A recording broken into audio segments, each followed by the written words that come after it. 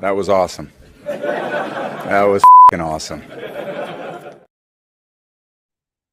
That was fucking awesome. And let's not gloss over, there's a lot of turds in this. But before I get going, we've got some guests. We got some people here. The Buccaneers win the game 17-16 at the last second, which is why I love this sport so much. I love this sport so much because this team was trailing. And guess what?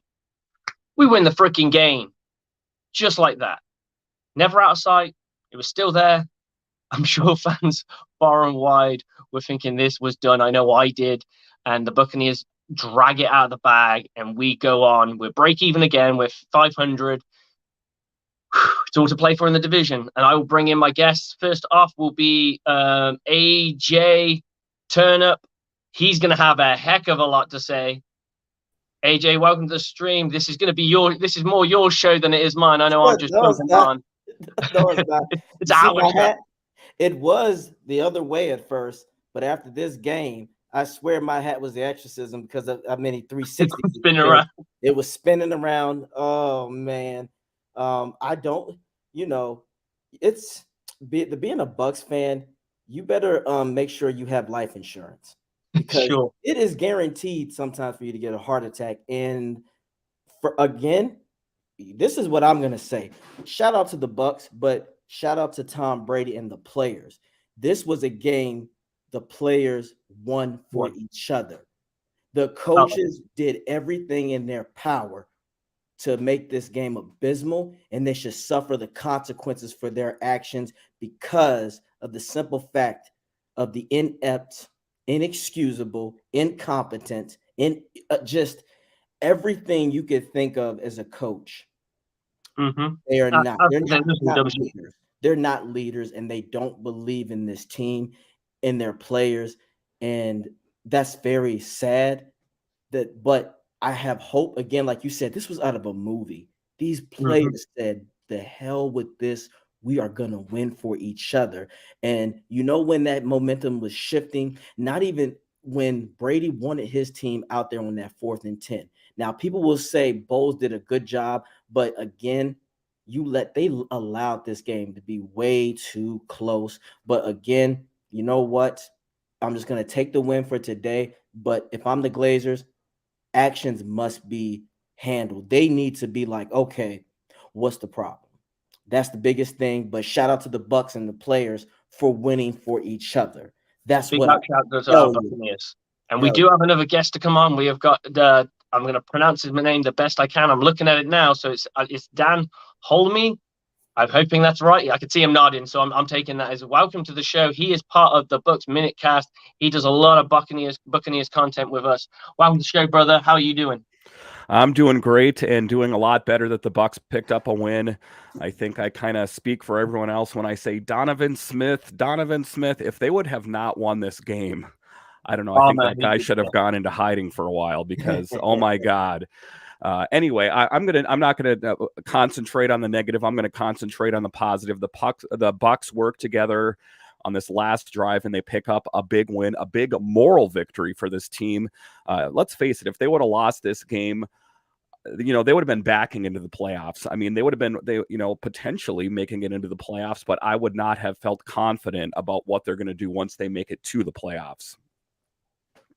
Yeah, I mean that's it. And the Buccaneers now need to reevaluate where they are. They get to go. They're quite lucky now. They get to go against a team that has just lost a quarterback. That is a big thing.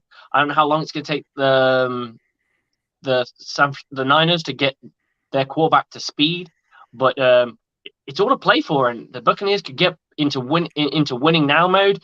And we're in December, guys. We know this is when winning matters. If you've got a playbook, it's time to unleash it. Unleash Hal is all I say. from a playbook point of view, because if you're holding anything, we've been saying that, me and AJ have been saying this from pre-game shows to the aftermath shows. If they're sitting on something, now's not the time to sit on it. Let's play everything. Cade Otton, great game that he had when he had his moments. He did not defer. There were a few little throws from Tom. I say a few little. There were a fair few throws from Tom Brady that were lackluster, off trajectory. But for the most part, when it mattered, you can't doubt anybody. And wasn't he just? I remember they saying on the broadcast that he was tied with Peyton Manning. Well, guess what, Tom Brady? You are no longer tied with Peyton Manning. You lead the league in fourth quarter or comeback victories. So that's freaking awesome for him. And nice to see some of our guys had some games, but I did see some bad stuff from the defense. We do tend to still play that off coverage where we sit a little bit, and I'm like, why are we doing this? But it worked sometimes, it didn't work others. 27. And I believe I'm trying to remember 27's name. His name is Colin. He needs to not ever be on the field ever again. We thought Sean Murphy Bunting was bad. He is worse. He looks like a lost deer in the headlights.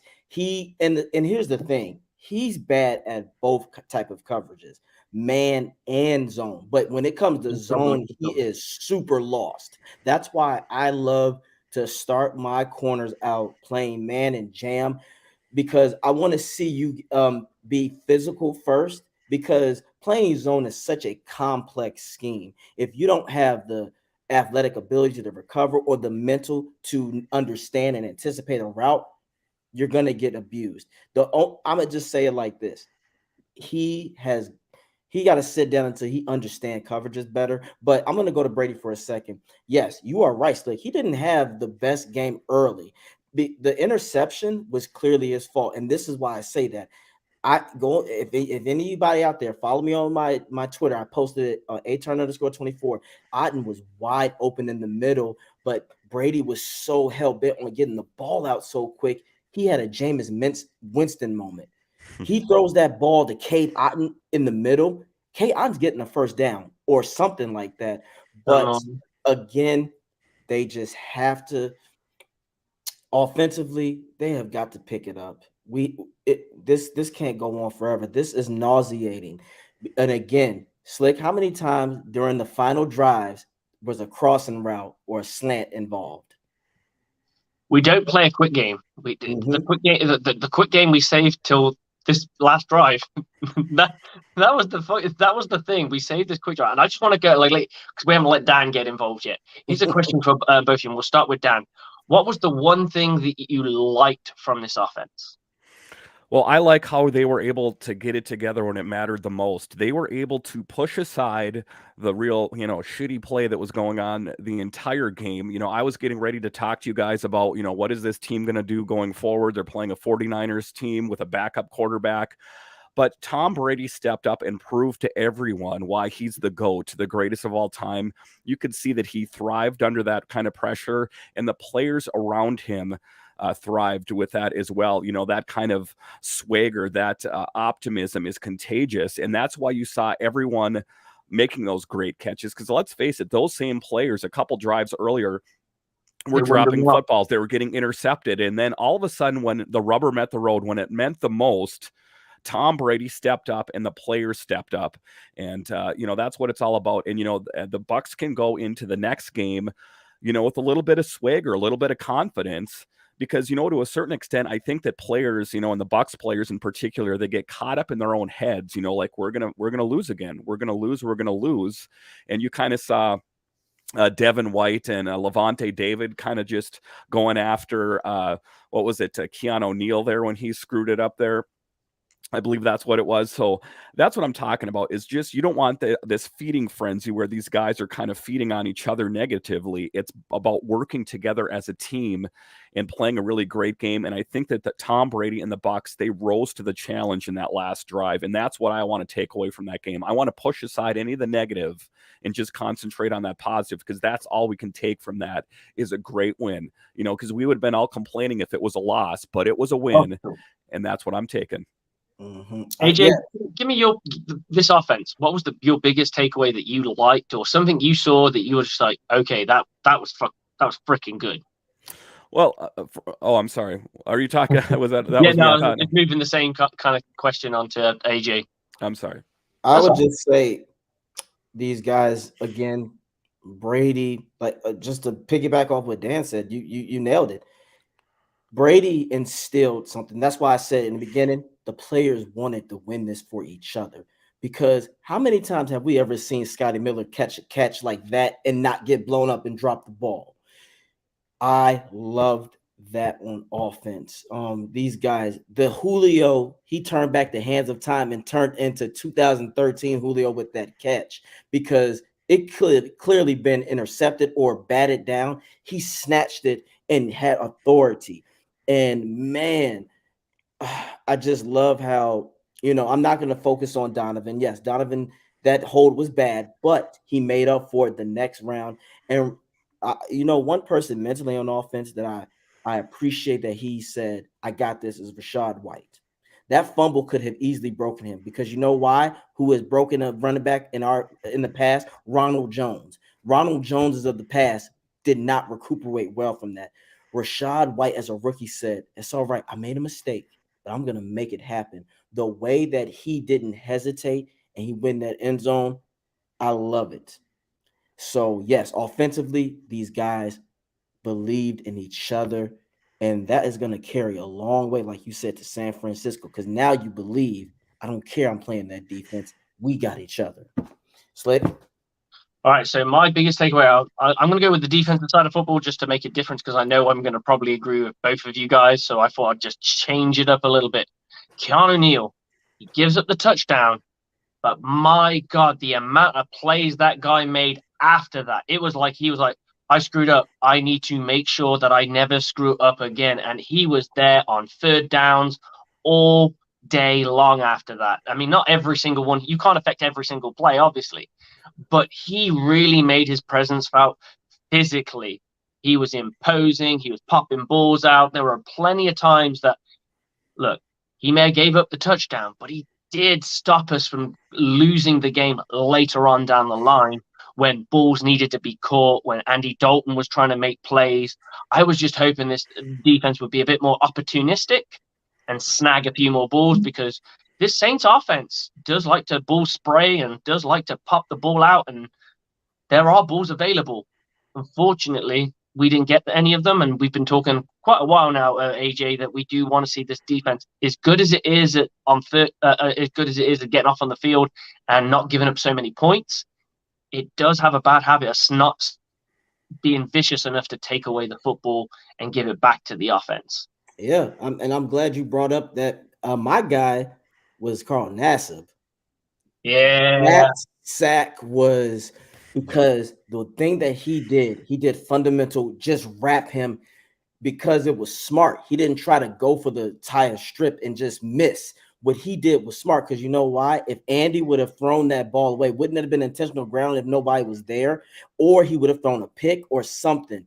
That was great football and great effort. Nassib, to me on defense, I was like, hell yes, because then it put us in that situation. Now, we do got to clean up a little bit with the third and longs because, man, that throw to Hill again, Neal, that was a hit. And first of all, what I love, it was on somebody that I really can't stand. And Taysom Hill, gosh, I could not stand him, but I love it. But yes, defensively, they just got to clean up a little bit. The thing is, this is what they got to find the weak link and let him know, hey, do not worry about it, but we got to fix some things. Because if you look at it, most times they pick on 27. They pick on Sean Murphy Button. So they got to find a way to clean that up. I do feel that they need to move Devin White around. Again, we got to make Andy Dalton more uncomfortable. Because when he was uncomfortable, that's when good things happened. So, like, who is your defensive cannon, Dan? Well, I mean, I liked Devin White. I mean, he's always dialed in. He's just a fun guy to watch out there. He's not quite the player that he was last year. I just don't think he's as dialed in. And, he was charged with loafing or accused of loafing. I say give the guy a break. I mean, if he can play, if there's guys out there that can play even a fraction of what that guy brings. But I'm a huge Devin White fan. I mean, I have his jersey at home, for God's sake. So I like what he brings to this team every game. My outstanding player of the game, you kind of refreshed my memory, was Rachaad White, a real studious player. Tom Brady spoke about him. He was the guy that brought his notebook to summer camps and was taking notes. And I think to a certain extent, Tom Brady looks at him and, he likes what he brings to the game. He isn't, looking for a handout. He is earning his spot on this team. I know he's done that by ruffling the feathers of Leonard Fournette. Leonard Fournette actually had to be consoled by Rachaad White, the rookie, because he wasn't getting the rock enough, if we want to bring back an Antonio Brown term there. But I think I'm really pleased with Rachaad White. I think to a certain extent, I think it puts Leonard Fournette's future with this team in a bit of question. I know that you can't win games with just one running back, but I do think that Rachaad White has solidified his spot on this team in a really bright spot going forward. I agree. I think so too. And I think, again, like you said, if Fournette doesn't use this as motivation to be a team player, then it might be time to part ways, because we don't need that cancer in the locker room, because Bucs teams in the past, we suffered because of that. And Rachaad he's gonna make his errors right now, but he's making up for it. Again, Rachaad could have easily shut down and said, "Damn it, I can't do this." But that catch that he made and the way that he turned, I don't think people get it as a running, as that is actually not as easy as people think, because he turns the wrong way, he can get blasted, and that could be a fumble, or he falls down, and the knee, and the way that he extended was very smart. I love it. Now, one thing as a running back that they both need to clear up is when they get the ball, Rachaad needs to stop juking so much and just go forward and use full force, because that's what was happening on those short screens. When you try to shake and bake and you don't have that speed, you're allowing the defense to be able to smother you. So run through him or fall forward. The worst case scenario is you just fall forward. But again, I'm not going to worry about that right now. The receiving core, again, when Evans was made to make those catches, he caught him and he was taking hits. Honey Badger was trying to throw him out the game, and Godwin stepped up. Auden, me and Slick always talk about him. Dan, Auden is that man. Auden is that guy. They need to use him. When he stiffed on that guy and moved forward, I was like, that's what I'm talking about. So yes, offense. I'm not even worried about the coaches right now. This is strictly for the players. Bowles and Byron, they don't exist to me right now. The players. Hey, we can leave that. We can leave that. I want to ask you this. If you are a reporter right now, what are your two biggest questions for Bowles and Byron, and then for the players? You can start whatever way you like. If I was going to ask a question, if I was going to ask something of Bowles, I would have said, for one, why didn't you have Brady go for it? I know, a bit of Monday morning quarterbacking hindsight and all that stuff. It ended up working in the Bucs' favor. They ended up picking up the W. However, I think that if the Bucs would have lost this game, I think he would have really been under fire. Like, what are you doing? You screwed it up. If you talk about the last game with the Bucs, when there was that clock mismanagement, when he said that he was scared that Tom Brady was going to throw another interception. It's just ridiculous. I do think that this is the last year of this coaching administration, and I do think that it's the right time to make that change. I think, doing the same thing again and again and expecting a different result is the definition of insanity. And I think that the Buccaneers are insane to think that they're gonna be any different next year. And I know that they think that there's this sort of, that they can learn from Bruce Arians, and that's just going to rub off on these coaches. Well, obviously it hasn't. I think that, the Bucs squandered ostensibly the last year with Tom Brady in the NFL with inept coaching. And that's going to be something that's going to be looked at for years from now, because let's face it, this Bucs team is going to be headed into the wilderness for years after this, because we don't know if Brady's coming back. All signs point to Probably not, if you listen to a lot of the insiders out there. And what do they have in the tank? They have Trask, who was redshirted his whole career, and Gabbard, who's pretty much a backup quarterback. So unless they go out and draft someone big or they hit the free agent market, this team could be looking at some lean years. You know, we don't have to look too far into the past. Jameis Winston, I'm looking right at you. So I think that the Bucs kind of made a mistake by going in with an inexperienced coach, a head coach. I know he had some brief head coaching experience, but I think that if once Arians was out, they should have lasered in on a really good head coach, because we knew this was going to be Brady's last year in the NFL, or perhaps the Bucs or the NFL. So that's my take on this is, you know, kind of just coaching miscues pretty much this entire season. And I hope that next year they get that great coach and that great quarterback to kind of take this Bucs team to the next level. Hey, let me jump in here real quick, guys. We have from our #1 Saints fan, John O'Barnes, a live look at how Saints fans are handling the loss. You guys ready? Yeah. All right, here we go.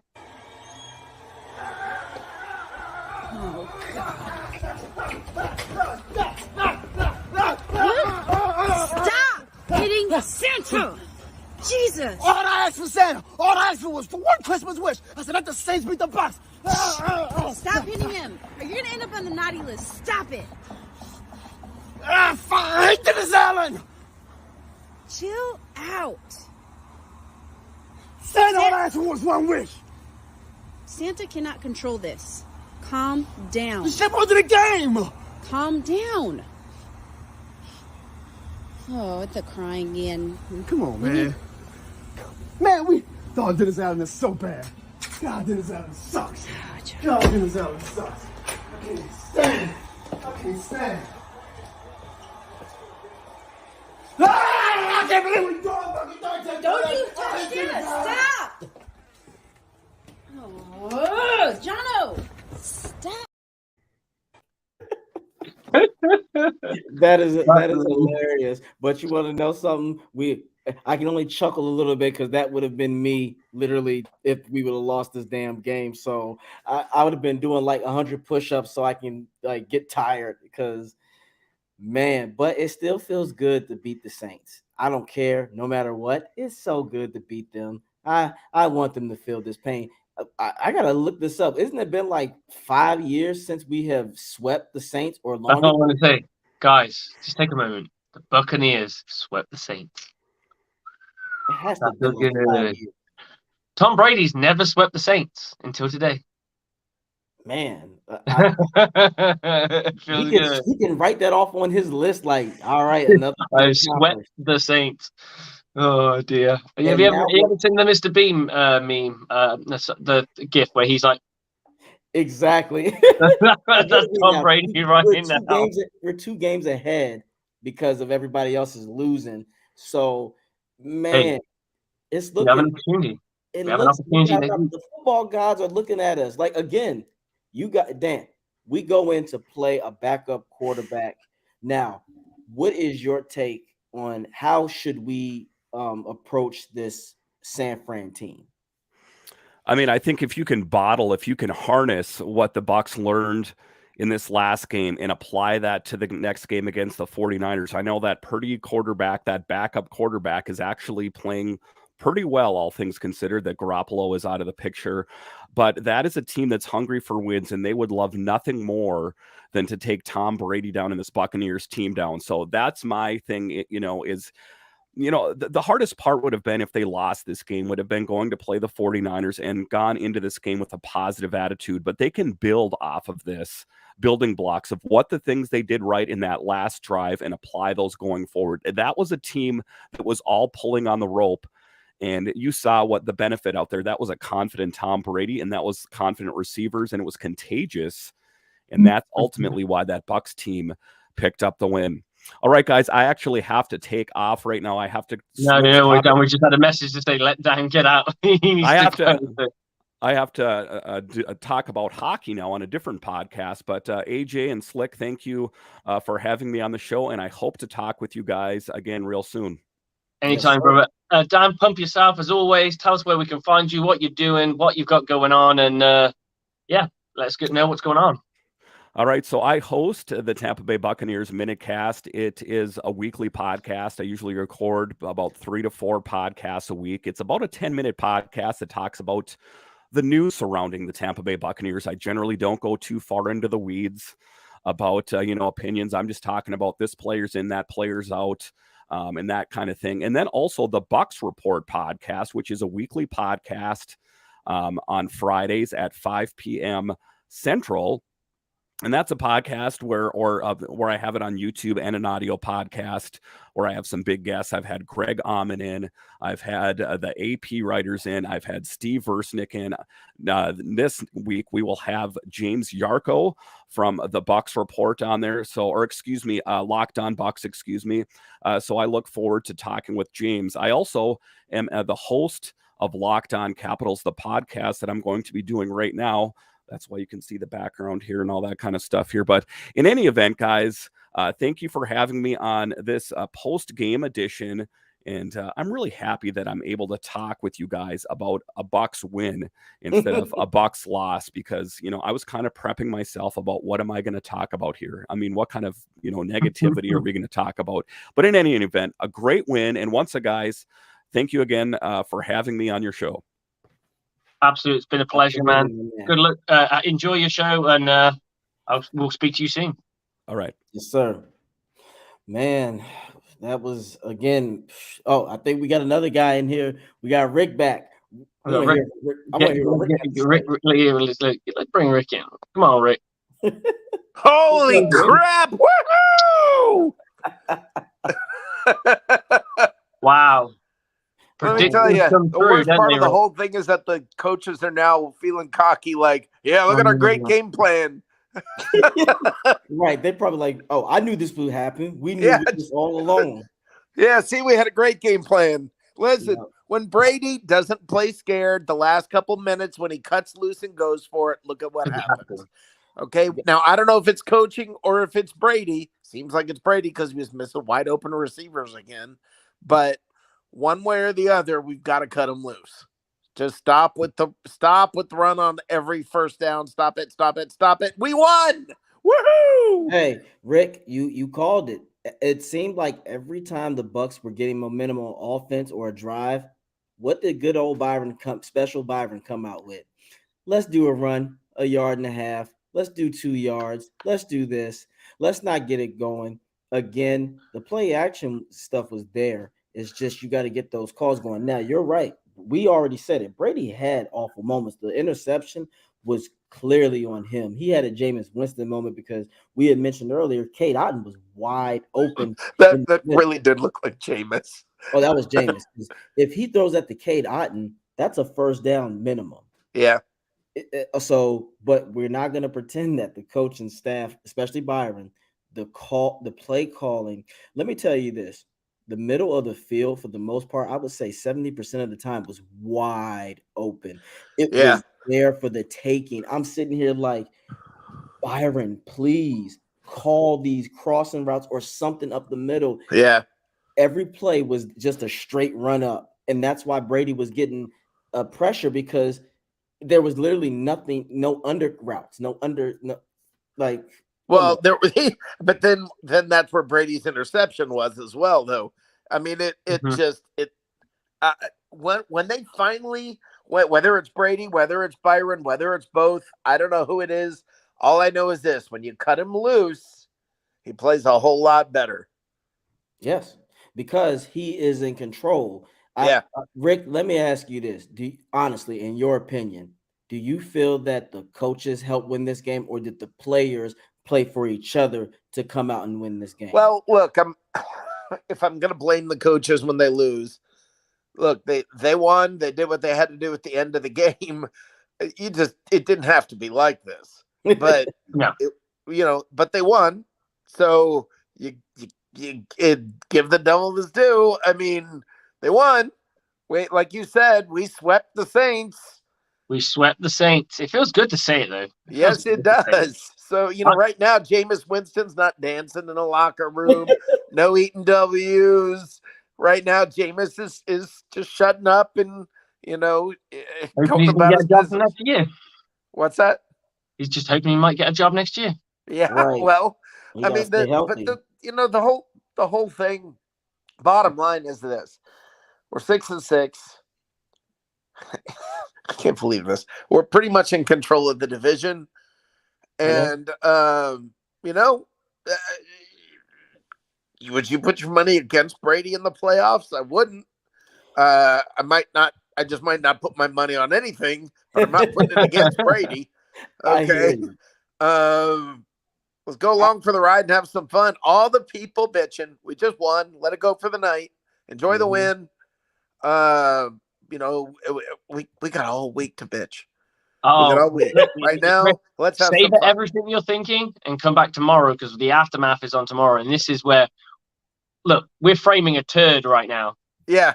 We framed a turd. Tomorrow, the frame's coming out, the glass is out, and we're looking at it with a microscope. Oh yeah, I understand. Absolutely understand. I mean, and there's plenty to complain about, but we won. We won.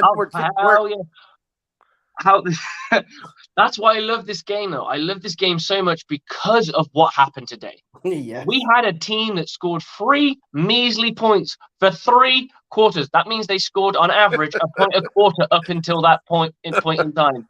And what do?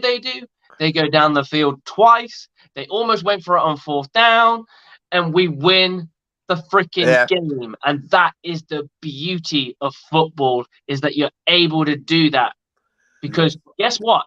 And this is a learning curve. I've been saying to a lot of people, you know how the Buccaneers seem to sit on a 7-point lead?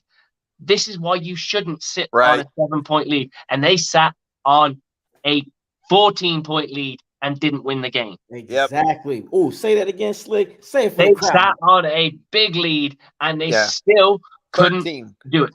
13, sorry. That's why they lost by 1. They couldn't. Yeah. And I got to brag about one thing and then show you what an idiot I am. So on Saturday night, Slick, I called your show and I said the final score would be 17-16. And then the pregame show, I chickened out, changed it to 17-14. So not far off there. Yeah, but I got it wrong because I changed my pick. I should have just shut up and stuck with my original. Right, man. Still, we knew this game wasn't going to be high scoring. Right. We knew this game wasn't going to be high flying.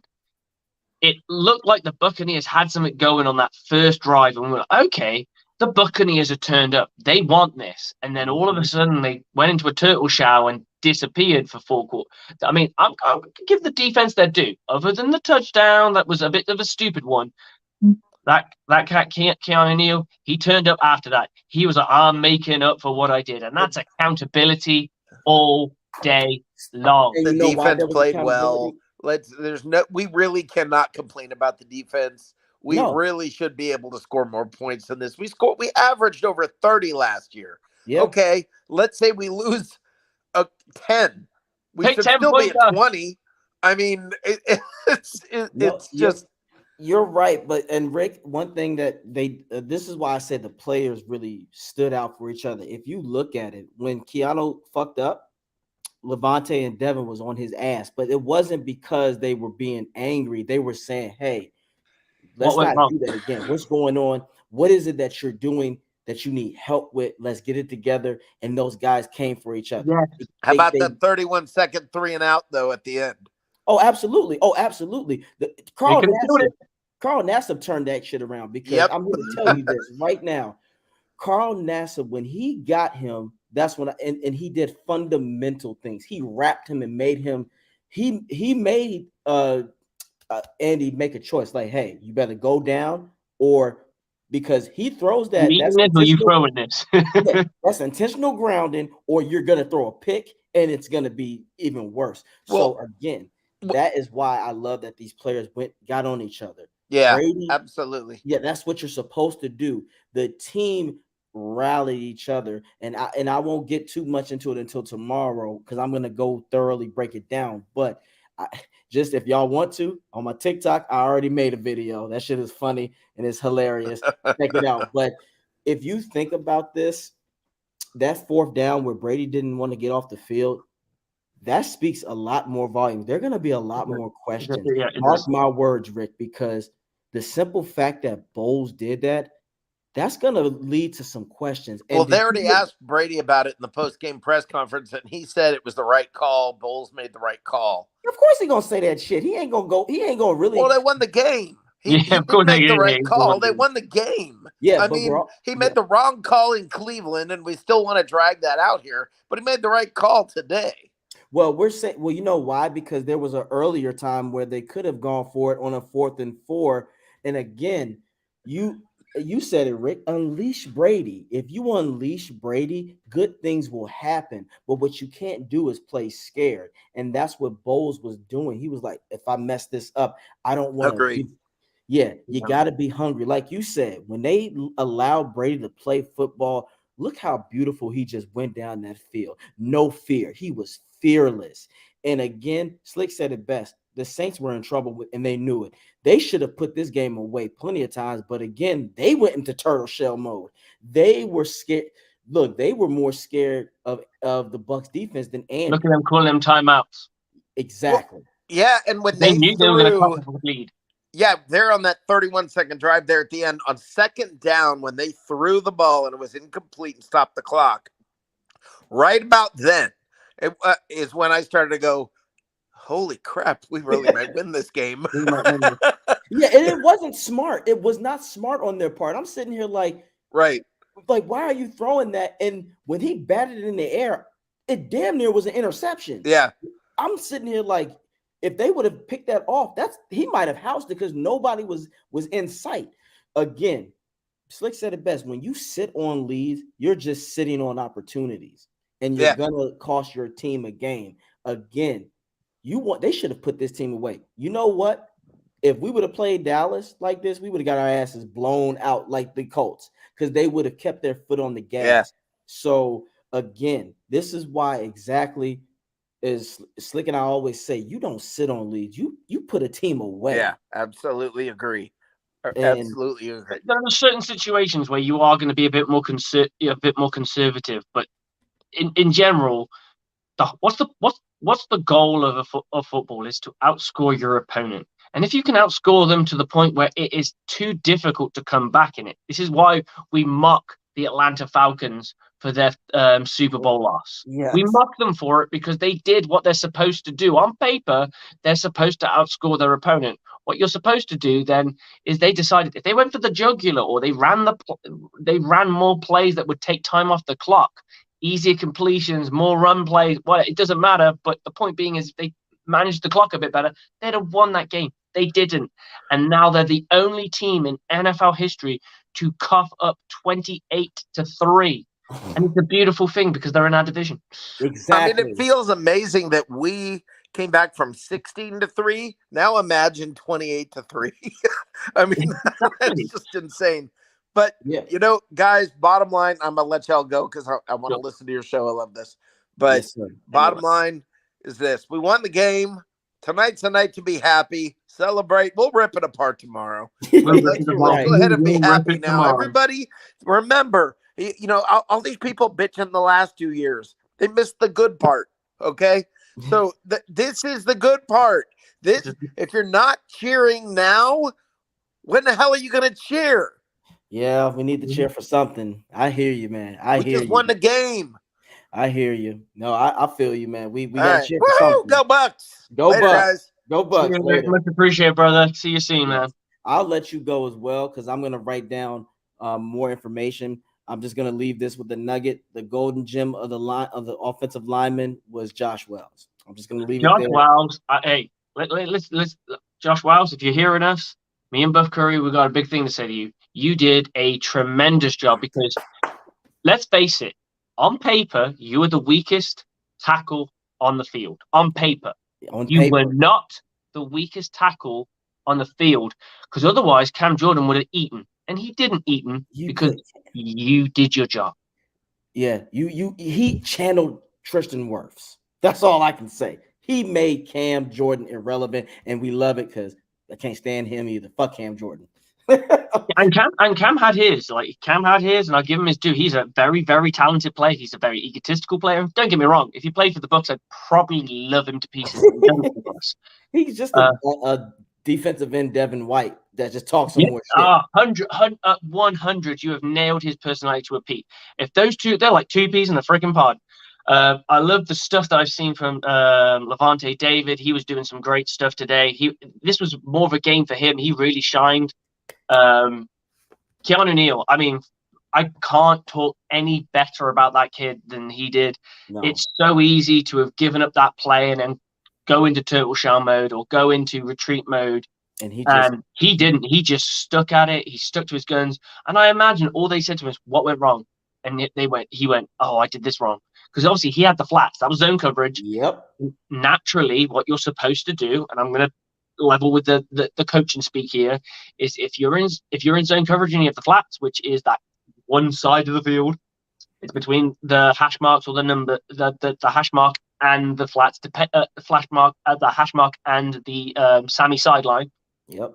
You're supposed to work upfield, reading the backfield. So if nothing's coming out of the backfield, you keep going up, going up, going up, and you create a natural double team. You create a natural double team because whatever's under top is being sealed off from the top, and you're being underneath it. So what you're supposed to do is get to your zone, read the quarterback, and then as you're reading, you're going deep, deep, deep, deep, deep, deep, deep, and you're just reading if anything comes out. It wouldn't have, and you would have been able to. I'm not saying you would have picked it off, but you might have been able to affect the play that way. Exactly. But hey, it happened. It is what it is. The Buccaneers win a freaking great game, and me and you will break this thing apart. I'm going to go for probably another 3 minutes after this because I'm going to go to bed because I'm about to go to bed too. Oh, I don't know, bro. I don't know if I can sleep. I'm gonna try my best because I gotta. Now I'm pumped because I gotta go work out in the honor of the Bucs. I used to go for runs. That usually knackers me out. I come back and I'm like, yeah, I go sleep now. People say, what about the adrenaline? What adrenaline? I'm dying when I'm walking back. I'm like, ugh. Well, I'm gonna let you guys go, but again, go Bucs! Hell of a win, and we will get the aftermath down tomorrow. But until then, get some sleep, guys. Aftermath will be 9:30, and it'll be me and AJ turn up. He's gonna have probably It's About Booking Time going ready before that. Yes. But we will break down some of the things that we've seen. It won't be like a proper breakdown where we're looking at plays, but we'll break down the feels, the vibe of this team, and what this Buccaneers team's got to do next, because the job's not done. There's still games to go. Yes, sir. Well, you guys take it easy, and Slick, always a pleasure. You take care, my friend. Yes, sir. I'll see you soon. All right, man.